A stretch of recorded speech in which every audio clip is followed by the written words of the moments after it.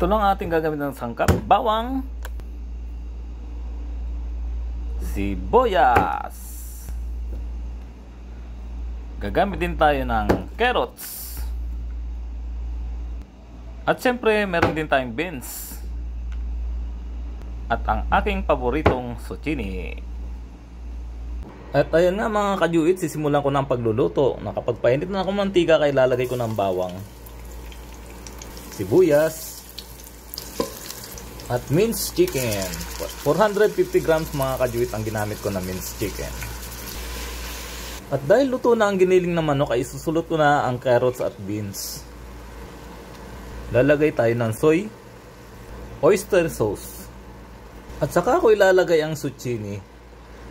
Ayan mga kajuit, luto na ang mga gulay na aking pangsasahog sa pansit, kaya isisit aside ko lang ito. Mga kajuit, ay lulutuin ko na ang pansit canton at bihon. Maglalagay lang ako ng chicken nor cubes. Siyempre, lagyan din natin ng toyo.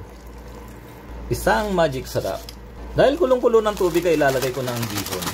Ilalagay ko na rin ang canton. Saka ako maglalagay ng gulay mga kajuit.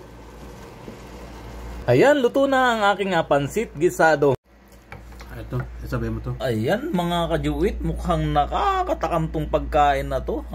Pansit na may andaming alimasag. Alimasag na nilagyan ng pansit. Pansit na inalamisagan. Ano ba yan? Alimasag. Nalilito ako sa sobrang sarap ng pagkain na to. Ayan. Ginawa pala to. Isa. Nakakatakam. Para 3. Ayan, dinagdagan pa na. Ito yata yung nahuli ni Uragon doon sa dagat. Ayan, ang sarap. Makikikain ako mga kajuit.